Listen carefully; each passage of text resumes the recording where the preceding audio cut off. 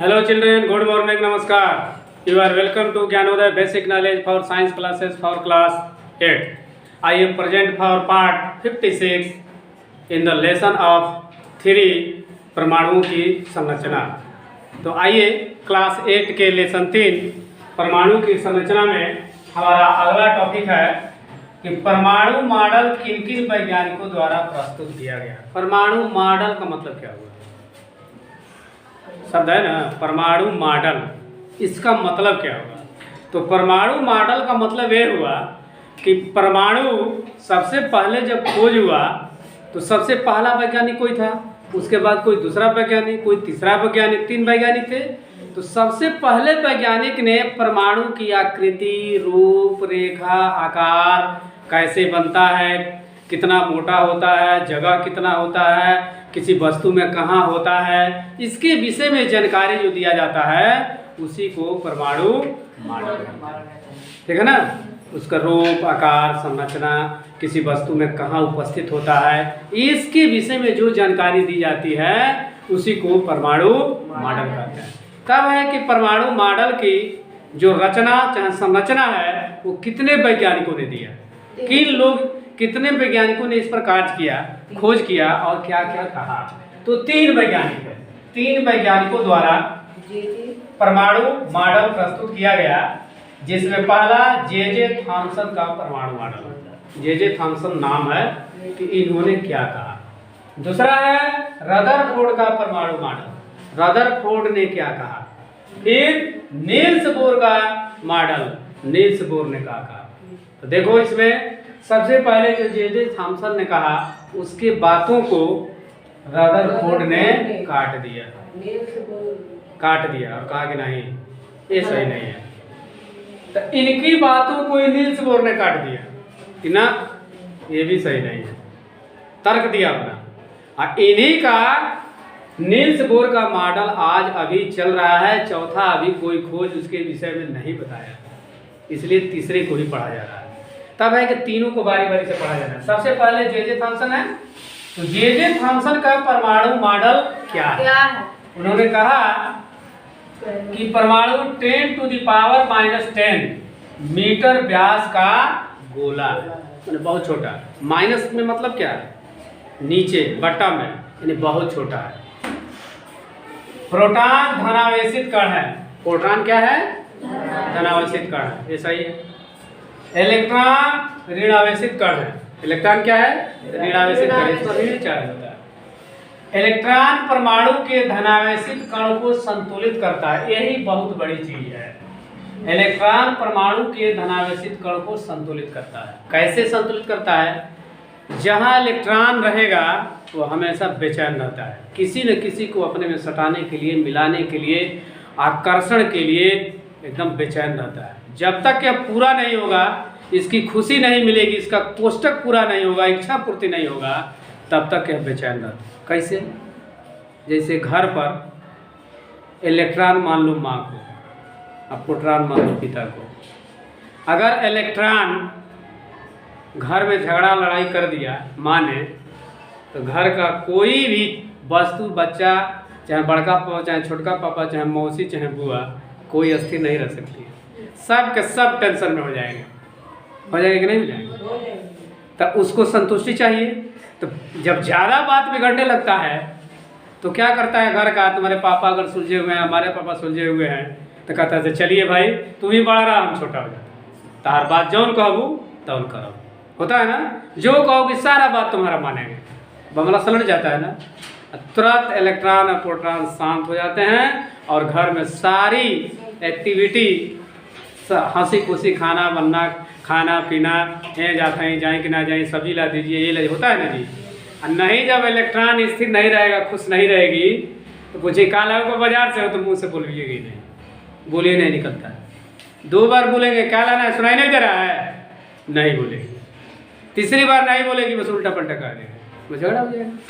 तो झगड़ा हो जाएगा तो इलेक्ट्रॉन और प्रोटॉन दोनों बेचैन हो गए, टेंशन में आ गए, तो कोई काम निश्चितता से नहीं हो सकता है। दूसरा एग्जाम्पल, बुरा नंबर ना, दूसरा का एग्जाम्पल समझ लो। अब तुम लोग के जमाने का, लड़कियां इलेक्ट्रॉन होती है, अब लड़के प्रोटॉन होते हैं। इलेक्ट्रॉन के पीछे प्रोटॉन हमेशा चक्कर लगाता है, सही कि नहीं है? साइंस में भी वही है, अब प्रैक्टिकल में भी वही है। जो जिसके पीछे चक्कर लगाता है, जब तक उससे मुलाकात नहीं हो जाती है, मिल नहीं जाती है, चाहे पा नहीं जाता है, तमाम तरह का बवंडर, झगड़ा, लड़ाई, चिट्ठा चिट्ठियाँ, गार्जियन से शिकायत, माँ से शिकायत, उसके बाप से शिकायत, झगड़ा, लड़ाई, मारपीट, केस फौजदारी होता कि नहीं होता? होता है। लेकिन जब यह चक्कर पूरा हो जाता है, दोनों मिल जाते हैं, इलेक्ट्रॉन और प्रोटॉन, तभी संतुलित होते हैं, कोई झगड़ा लड़ाई नहीं होता है। जो यहाँ देखो लिखा हुआ है, इलेक्ट्रॉन लड़कियाँ चाहे माँ, परमाणु के धनावेशित मतलब लड़के या पिता को संतुलित करता है कि नहीं करता है? करता है। अगर नहीं मिलेगा, शांति से नहीं बात होगा, तो पढ़ाई में मन नहीं लगेगा, दिन भर उसी के चक्कर में रहेगा। 20 तो बवाल, एकरा से चिट्ठी भेजवाओ, ओकरा से चिट्ठी भेजवाओ, चलता है कि नहीं चलता? तो इसलिए कहता है, देखो वही चक्कर सिर्फ विज्ञान में भी है कि इलेक्ट्रॉन परमाणु जो है, इलेक्ट्रॉन को कौन सा आवेश होता है? निगेटिव। धनावेशित कण प्रोटॉन, हो गया ना, माने लड़के या पिता को संतुलित करता है। अगर माँ का परिवार में व्यवहार अच्छा है तो पिता हमेशा खुश रहेगा, सही कि नहीं है? अगर माँ टेढ़ बाकुर बोल रही है तो पिता हमेशा टेंशन में रहेगा। अनावश्यक बच्चों को छोटी भी बात जाएंगे तो जरूर 2-3 झपड़ लगाए, तो घर में बेचैनी रहेगी कि नहीं रहेगी? इसलिए इलेक्ट्रॉन का काम है प्रोटॉन को संतुलित करके रखना, यानी खुश करके रखना, तभी अमन चैन बना रहेगा, अन्यथा नहीं बना रहेगा। बोलो प्रैक्टिकल में है कि नहीं है? घर में भी माँ पिता में देख लो, चाहे लड़के लड़कियों का अफेयर चलता है, वहाँ भी देख लो, सारा चीज़ है वही चीज़ कि इलेक्ट्रॉन प्रोटॉन को संतुलित करता है। यह बहुत जरूरी है। वैसी सेम चीज़ विज्ञान में है। अगर किसी वस्तु पर ऋण चार्ज कर दोगे माइनस, जब तक वो पॉजिटिव चार्ज उसको मिलेगा नहीं, तब तक वो बेचैन रहता है, कहीं ना कहीं उसको सटना है, दूसरे से कभी इससे सटेगा, कभी वहाँ क्या बोलते हैं फ्लक्चुएट करेगा, कभी दूसरे जगह फ्लक्चुएट करेगा। जब तक इलेक्ट्रॉन का मिलन प्रोटॉन से नहीं होगा, तब तक वह संतुलन की स्थिति में नहीं होगा। ये है।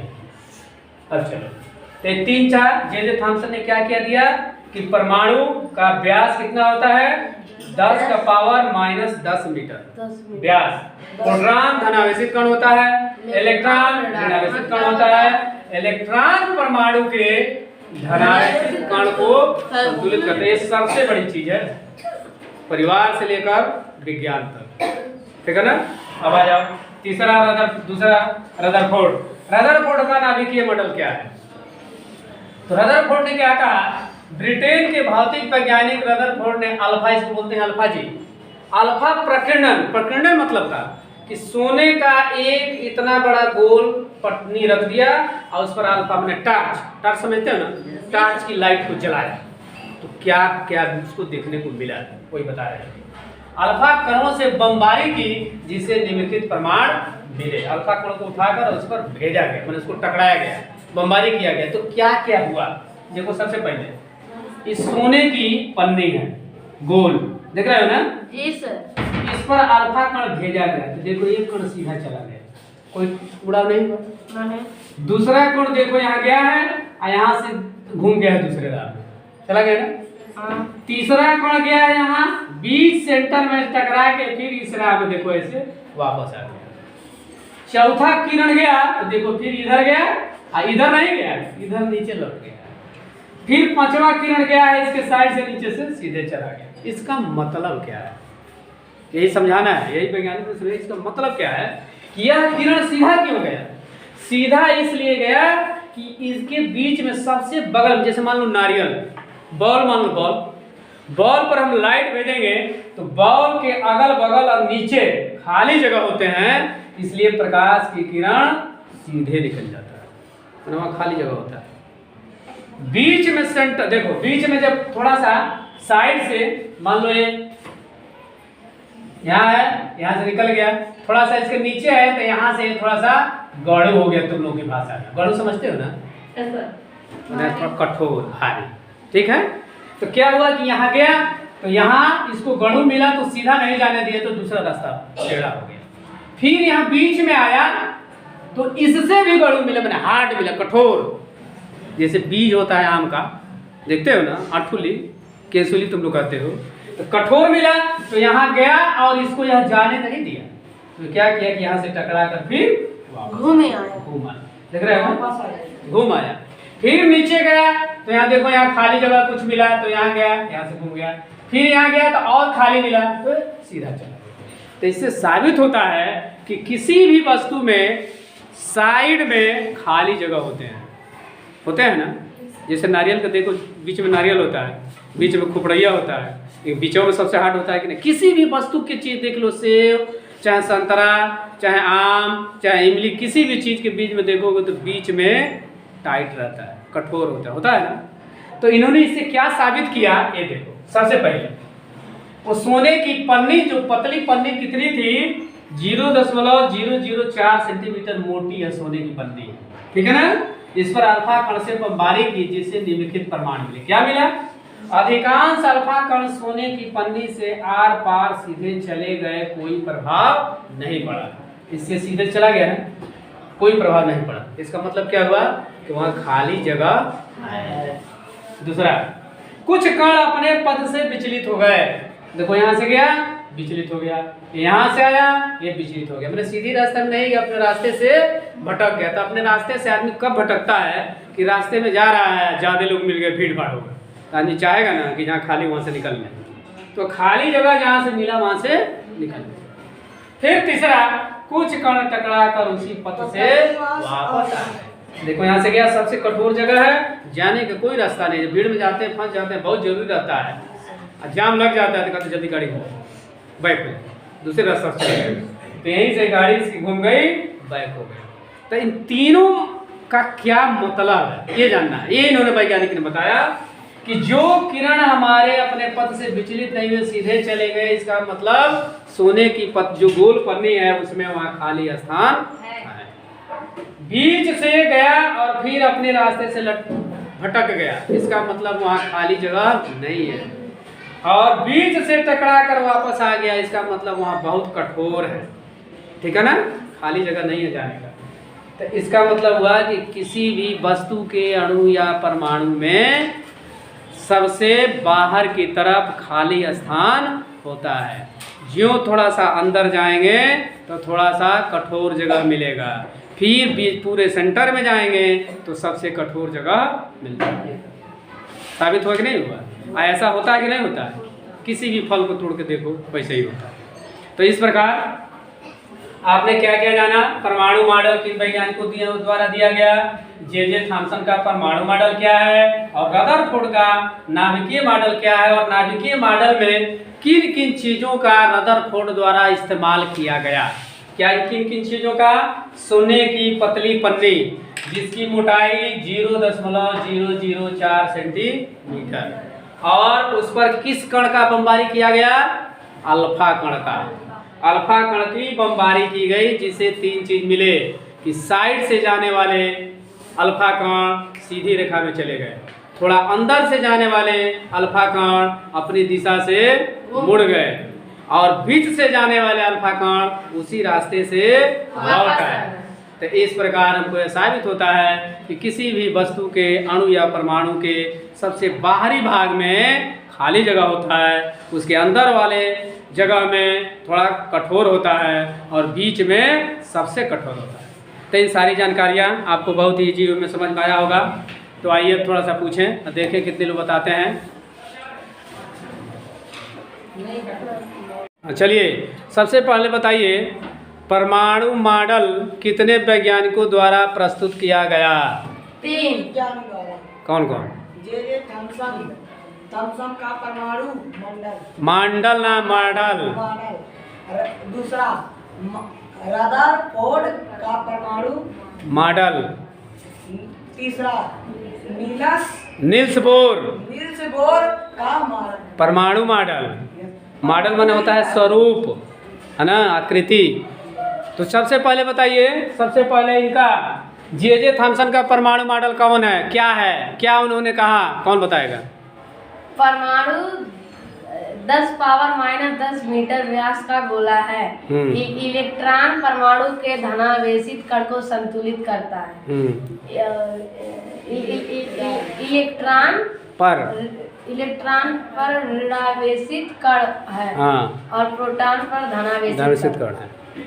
चलिए, इलेक्ट्रॉन प्रोटॉन को संतुलित करता है, इसका मतलब क्या है? कौन बताएगा? इसका मतलब क्या है? इलेक्ट्रॉन प्रोटॉन को संतुलित करता है, इसका मतलब क्या है? इसका मतलब है कि जहाँ इलेक्ट्रॉन रहेगा वहाँ प्रोटॉन का होना जरूरी है, तभी वो संतुलित रहेगा, नहीं तो हमेशा डिस्टर्ब करता रहेगा, नहीं इधर उधर झगड़ा लड़ाई, इधर जाओ उधर जाओ करता रहेगा। इसलिए इलेक्ट्रॉन जहाँ रहेगा प्रोटॉन का होना बहुत जरूरी है। जहाँ माँ रहेगी वहीं ना पिता रहेगा, पिता रहेगा वहीं ना माँ रहेगी, नहीं रहेगी तो झगड़ा लड़ाई होगा कि नहीं होगा? होगा। वही चीज़ है। चलिए अब बताइए, रदरफोर्ड का परमाणु मॉडल क्या है? कौन बताएगा? बोलो लड़कियों में। रदरफोर्ड का परमाणु मॉडल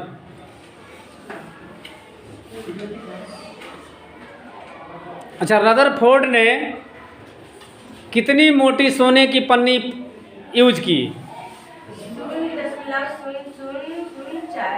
4 सेंटीमीटर। और उस पर किसका बमबारी किया? किसको अल्फा कण। जब अल्फा 0.0004 सेंटीमीटर मोटी सोने की पन्नी पर अल्फा कण का बमबारी किया, प्रकीर्णन किया, तो उससे क्या देखने को मिला? क्या प्राप्त हुआ? कौन बताएगा? क्या प्राप्त हुआ? कुछ कण जो किनारे से सीधे चले गए और उसके नीचे से जाने वाले कण अपने रास्ते से विचलित हो गए। हाँ, और उसके बीच में जाने वाले कण उसी रास्ते से मतलब उसी जगह पर आ गए। हाँ, फिर वहीं से लौट गए, आगे नहीं बढ़ पाए। इससे साबित क्या हुआ? जो सीधे चले गए, इसका मतलब क्या हुआ?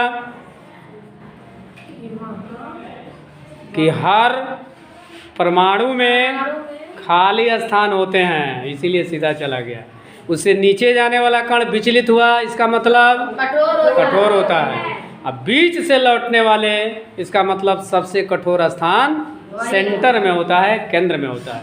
ठीक है। चलिए, जो लोग बताएं उनको भी धन्यवाद, नहीं बता रहे हैं उनको भी धन्यवाद, लेकिन बोलने का प्रयास करिए। अभी आपको परमाणु मॉडल का मतलब, परमाणु मॉडल का मतलब स्वरूप, आकृति, है ना। परमाणु मॉडल किन किन वैज्ञानिकों द्वारा प्रस्तुत किया गया?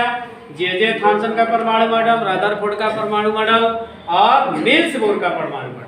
जे थॉमसन का परमाणु मॉडल क्या है? पहला था कि परमाणु 10⁻⁻10 सेंटीमीटर का एक गोल व्यास है, गोलाकार व्यास का है। दूसरा, प्रोटॉन धनावेशित होता है, इलेक्ट्रॉन ऋणावेशित होता है। अब प्रत्येक प्रोटॉन को इलेक्ट्रॉन संतुलित करता है। इसका मतलब हुआ कि जहाँ इलेक्ट्रॉन रहेगा वहाँ प्रोटॉन का रहना जरूरी है, अन्यथा वो शांत रहेगा ही, कुछ न कुछ खुरापात करता रहेगा। ठीक है ना। रदरफोर्ड का नाभिकीय मॉडल क्या है? तो ब्रिटेन के भौतिक वैज्ञानिक रदरफोर्ड ने अल्फा प्रकीर्णन का मतलब अल्फा किरण से उस पर बमबारी किया, यानी 0.0004 सेंटीमीटर मोटी सोने की पतली पन्नी पर, गोल पन्नी पर अल्फा किरण की बमबारी किया, जिसे सबसे बाहरी किरण सीधे निकल गई। इससे साबित होता है कि वहाँ खाली स्थान है। ठीक है। दूसरी किरण उसके नीचे से गुजरी जो अपने रास्ते से भटक गई, इसका मतलब है कि वहाँ कठोर स्थान होता है। बीच से किरण को अपने पथ से विचलित होने का मतलब बीच में बहुत ज्यादा कठोर होता है।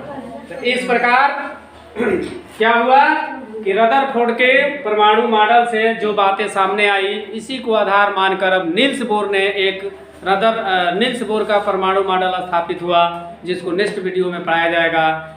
तो इस प्रकार यह पढ़ाने की कला और यह परमाणु मॉडल समझ में आता है, अच्छा लगता है तो मेरे चैनल, आपके चैनल, यूट्यूब चैनल को सब्सक्राइब करेंगे, वीडियो को लाइक करेंगे और अपने मोबाइल से दूसरे पर शेयर करेंगे, ताकि और लोग भी इस परमाणु मॉडल से उत्पन्न गतिविधियों की जानकारी प्राप्त कर सके। अब मैं मिलता हूँ नेक्स्ट वीडियो में, तब तक के लिए thank you for watching video. Tata, bye bye, okay, नमस्कार।